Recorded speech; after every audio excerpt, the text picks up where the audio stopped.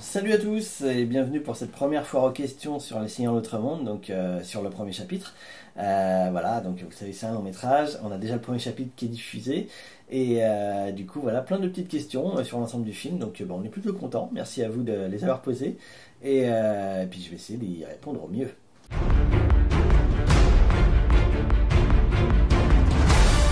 Quand sortira le film et où pourra-t-on le voir? Alors oui, donc il y a eu un premier chapitre, on va en diffuser deuxième et troisième là très bientôt, mais c'est un long métrage. Et donc on va sortir normalement l'intégralité même, on va sortir en janvier. Donc là on est en train de bourriner sur le son et sur l'image pour bien tout vous préparer. Et on devrait le sortir en janvier, déjà au cinéma, on va faire une grande avant-première. Et on va vous tenir au courant au plus vite pour que vous puissiez réserver vos places et pour que les gens qui auront participé au crowdfunding puissent aussi se libérer et venir à la projection. Alors où? Alors ce sera à Paris, on va faire un grand cinéma à Paris, on a déjà pas mal recherché tout ça. Là il faut juste qu'on fasse des tests pour être sûr que tout aille bien et on devrait avoir une belle projo bien accessible pour tout le monde, aussi bien des gens de Paris que de la banlieue que de province. Donc avec des parkings et tout ça. Voilà, on vous dit ça très très vite. Et après, bien sûr, on pourra le voir. Bon, il y aura sur internet, il y aura en DVD, en Blu-ray, on va faire tout ça et on va le diffuser sur peut-être Dailymotion, sur Dailymotion et peut-être nos live sont encore là à la rentrée, j'espère beaucoup. Et ailleurs, on va voir un petit peu tout ce qu'on peut faire comme chaîne de télé. Et si vous voulez qu'on diffuse dans un cinéma près de chez vous, bah voilà, tenez-nous au courant. Voilà. Nous, si on peut venir, c'est cool, c'est avec plaisir. Pour le personnage du roi Lothar, est-ce que ce sont ses vraies dents? Je ne me risquerai pas à lui demander, mais oui, je crois que ce sont ses vraies dents. En tout cas, c'est vrai qu'avec le personnage, il fait bien flipper, il fait bien carnassier, et tant mieux, c'est donc que ça a marché, donc c'est plutôt efficace. Voilà, donc non, mais très content de Bernard. Dans le rôle du roi Lothar, Bernard Belin, qui a été énorme dessus, et voilà, effectivement, qui a une présence assez incroyable, et ses dents n'y sont pas pour rien. Quand pourra-t-on voir le deuxième chapitre? Alors, si vous avez vu dans le premier chapitre, on l'annonce, et on va le réannoncer très bientôt, ce sera disponible sur No Life le vendredi 20 novembre à 20h, et le lendemain sur Dailymotion. Voilà, et puis après, on va essayer donc le plus largement possible. Voilà, et vous allez voir plein de choses au début. Dans ce premier chapitre, on était un peu introductif, assez sombre et tout ça. Et là, on va rentrer vraiment beaucoup plus dans l'action, vous allez voir. Vous allez découvrir des personnages qu'on commençait un peu à présenter dans la première partie. N'avez-vous pas peur de faire l'apologie de l'alcool à une heure de grande écoute? Non, je ne crois pas. Alors en fait, je pense que ça fait référence à un personnage qui est Thorvald, qui a un petit penchant alcoolique, il faut le reconnaître. Non, c'est vrai que c'est un personnage un peu comme, enfin, qui a ce côté un peu bourru au premier abord. Après, vous allez le découvrir un petit peu autrement. Qui a ce côté un petit peu bourru et bon vivant et on va dire proche, on le dit dans l'attitude du capitaine Haddock peut-être. Donc avec des défauts, des travers, des petits côtés anti-héros qui justement je trouve le rendent un peu attachant. Donc voilà, donc effectivement on parle un petit peu de son alcoolisme mais on va en reparler un petit peu après, de toute façon vous allez voir. Est-ce que ça sera diffusé sur YouTube? Ça, c'est une question qui revient beaucoup. C'est vrai que YouTube, c'est la grosse plateforme où on diffuse plein de choses. Alors, pas tout de suite. Nous, on est en partenariat avec Dailymotion, qui nous aide pas mal pour la post-synchro, pour l'étalonnage et tout. Donc, bah voilà, c'est tout à fait normal qu'on soit chez Dailymotion, voilà, en exclusivité, voilà. Donc pour l'instant, non. On a une chaîne YouTube, donc abonnez-vous à la chaîne YouTube, c'est R2 Asso ou Les Seigneurs d'Outre-Monde, hein, je pourrais vous mettre le lien. Il y aura des news dessus, il y aura des bandes annonces, il y aura plein de petites vidéos, mais pour l'instant, pas les épisodes. Voilà. J'ai fait regarder le premier épisode à ma fille de 4 ans et demi et elle me le redemande encore et encore. Êtes-vous sûr que ce programme est tout public? Vais-je payer une thérapie à ma fille pendant 20 ans ou pire? Va-t-elle devenir rôliste? Oh mon Dieu, ce serait terrible, la pauvre. Et j'espère qu'elle deviendra rôliste, oui. Bah écoutez, c'est chouette, c'est marrant, c'est les gamins en redemandent et tout. Moi, j'avais testé avec des enfants de 8 ans, 10 ans, de ma famille ou de l'entourage, qui étaient à fond dedans déjà. C'est vrai qu'on se disait, est-ce que c'est pas un peu trop sombre? Et un peu trop une ambiance un petit peu glauque, on va dire. Bah non, a priori ça marche plutôt bien. Les gamins ont pas peur, ils se prennent un peu au jeu. Il y aura des passages un petit peu après qui vont peut-être être un petit peu plus ben, on va dire un peu plus sanglants, mais voilà. Donc bon, je conseille quand même aux parents s'ils peuvent regarder avant et après ils jugent si leur enfant peut le regarder. Voilà. Nous, on pense que c'est relativement accessible à tout le monde. Après, sinon, voilà, on va dire déconseillé aux moins de 10 ans. Voilà. Globalement, ça fait ça. Après, c'est à chacun de voir ce qu'il en pense pour ses enfants, quoi. Avez-vous cherché d'autres chaînes de diffusion? Euh, oui, un petit peu, mais on s'y est pas trop penché dans le sens où on était un peu au four et au moulin déjà, donc c'est pas évident. Là, on commence un peu la communication, on va essayer d'en parler le plus largement possible sur des chaînes, sur des blogs, des journalistes, des sites, plein de choses. Mais tant qu'on ne savait pas quand on allait finir le film, c'était un peu dur d'en parler à des chaînes. Maintenant qu'on arrive vraiment à la fin du projet, là on va pouvoir. Après voilà, No Life nous a aidé et tout ça, on est content de passer dessus, c'est un gros tremplin et justement le fait qu'on progresse bien, on va dire avec la communauté geek qui aime beaucoup le style Heroic Fantasy, on regarde déjà un petit peu si ça plaît. Et ensuite, voilà, on va voir d'autres chaînes peut-être un peu plus généralistes ou plus larges.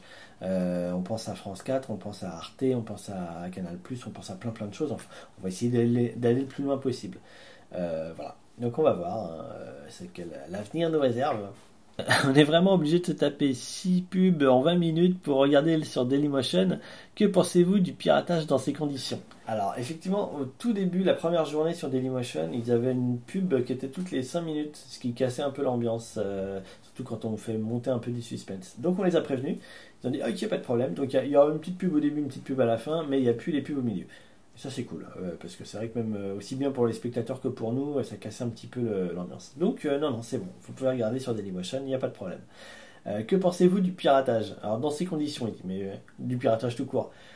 Bah nous, dans l'idéal, on préfère que ça soit pas piraté, c'est sûr. Après, on sait qu'on on va pas se faire des millions d'euros comme un YouTuber qui publie toutes les semaines un truc référencé à Star Wars, à des jeux vidéo, à plein de choses et tout, et qui du coup il fait des films de 5 minutes, 10 minutes, donc un travail récurrent, un peu comme une émission télé. Nous voilà, on est sur de la fiction assez longue et tout, donc on cherche pas forcément à faire de l'argent sur la diffusion Dailymotion ou YouTube ou autre. Donc je vous dirais bien, nous ce qu'on veut le plus largement, c'est que le film soit connu. Voilà. Alors piratage, on préfère éviter. Après s'il y en a, on fera avec, mais bon, c'est un peu la rançon du succès, je dirais bien. Voilà. Parmi le peuple des Urtech, il y a un acteur qui a vraiment une tête chelou. Je ne vois pas du tout de quoi vous parlez. Vraiment. Non. Ça doit être Mathieu Marchand, celui avec les cheveux longs, je pense. Je vois que ça. Comment est-ce qu'on peut vous aider? Comment on peut nous aider? Alors là, on a beaucoup de travail en son, mais j'ai deux ingé sons qui devraient peut-être nous aider après. Mais même comme ça, c'est un peu difficile de rentrer dans la machine dans la machine en marche, là, dans le train en marche. Comment on peut nous aider? Faut communiquer. Faut vraiment partager le plus largement nos news. La vidéo, voilà, les petites pubs, essayer de contacter des gens qui ont un petit peu d'influence, qui peuvent faire connaître notre travail, et puis voir s'il y a des gens qui veulent des projections et tout ça chez eux. C'est vraiment les meilleurs moyens de faire vivre le projet. Maintenant, c'est vraiment ça. Là, on est en train de le finir. Après, il faut le faire vivre. Donc voilà, bah, c'est comme ça qu'on peut nous aider. Au cas où vous récupériez des moyens financiers, avez-vous prévu de retourner certaines scènes d'ici la projection sur grand écran de votre chef-d'œuvre? Absolument pas. Déjà parce qu'on ne va pas récupérer de moyens financiers. Ensuite, on est dans des délais extrêmement courts. Ensuite, ça fait 8 ans qu'on est sur le film, donc on va pas refaire un petit truc à chaque fois que quelqu'un nous dit ah celui-là on va le refaire et tout. À un moment donné, il faut qu'on aille de l'avant. On sait qu'il y a des petits défauts dans le film, hein. Il y en a à plusieurs niveaux. Mais c'est pas grave, il a été fait de façon bénévole, les week-ends et tout ça, sur le travail de chacun, sur le temps libre de chacun. On sait qu'il y a des défauts, ben voilà, ben on sort déjà l'ensemble du film, on est plutôt content, on a plein de super retours. Voilà, et c'est sûr on n'est pas dans le cadre d'un film comme Le Seigneur des Anneaux avec 200 millions de budget. Je sais plus combien c'est, mais enfin bon voilà, ni même dans un Game of Thrones, rien qu'un épisode est à 1,5 million, ni même une série française qui est au moins à 500 000, comme je crois que c'était Joséphine Ange Gardien, on avait regardé, c'était à peu près ça. Donc voilà, nous, c'est nos données personnelles, c'est notre temps personnel, c'est notre investissement personnel. On peut pas refaire tout le truc. Et puis, les gens se rendent pas compte, mais sur un. Si on devait retourner un petit truc comme ça, c'est pas juste ah bah attendez, il y a juste 20 secondes à faire. Non, c'est plusieurs jours pour ramener les gens, pour préparer tout ça, le matos et un peu tout, donc c'est des coûts, c'est des transports et tout ça. C'est tourner les images, donc c'est pas 30 secondes, c'est une demi-journée, voire une journée. C'est ensuite monter ça derrière, donc il faut encore compter une journée, peut-être deux.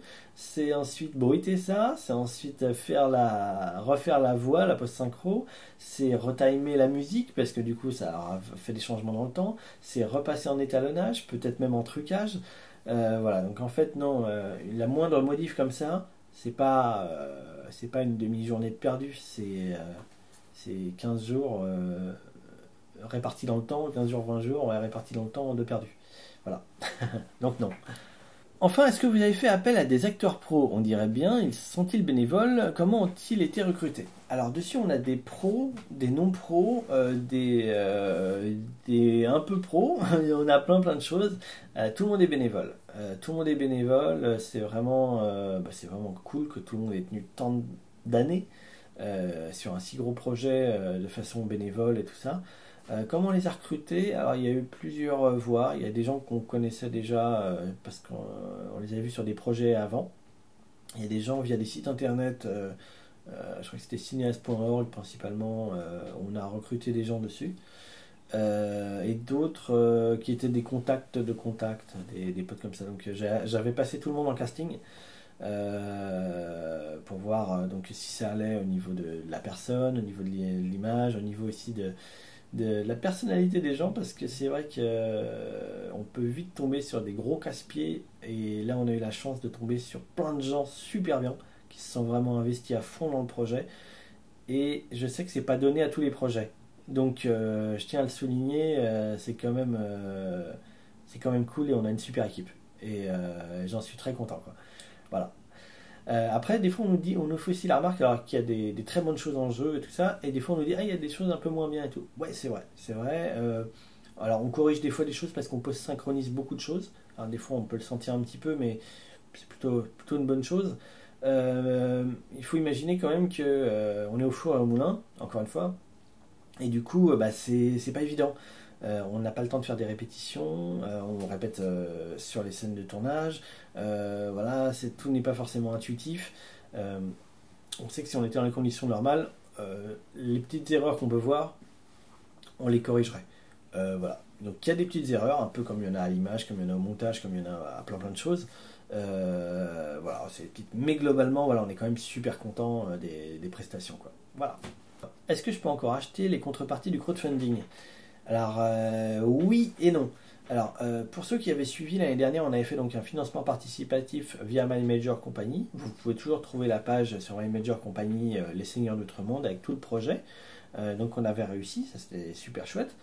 Et il y a encore les contreparties qui existent avec les informations de ce que nous mettions dedans.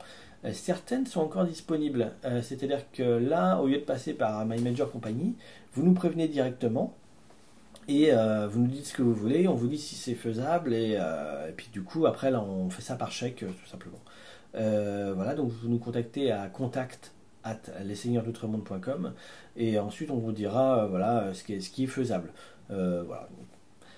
Voilà, donc c'était la première foire aux questions des Seigneurs Autre Monde sur le chapitre 1. Merci beaucoup pour toutes vos questions, n'hésitez pas encore à en poser, et je pense il y en aura bientôt avec le chapitre 2. Je tenais juste à souligner un petit truc, alors je sais pas si on va bien le voir à l'image là parce que j'ai pas de retour. Un grand merci à, donc, à un des fans et aussi fan de la page de Cyril qui est notre graphiste principal avec Cyril 2.0, il fait du rétro gaming, qui a envoyé donc un fan qui nous a fait des petits badges. Et je trouve ça super sympa, donc des petits badges des Seigneurs d'Outre Monde, voilà, donc il y avait des petits magnettes et tout. Nous, ça nous fait super plaisir. Alors j'ai pas le nom de la personne, donc je l'indiquerai dans le lien là, mais en tout cas c'est vraiment chouette. Merci, c'est cool. Cette vidéo se termine, merci beaucoup de l'avoir regardée. N'hésitez pas à la partager. Surtout partager aussi les liens si vous pouvez de nos vidéos, voilà, c'est comme ça vraiment qu'on fera vivre le projet. Et bien sûr, abonnez-vous à la page Facebook pour avoir toutes les news et la page Dailymotion et YouTube. Et voilà, donc vous pourrez avoir plein de news sur le projet. Merci beaucoup, à bientôt.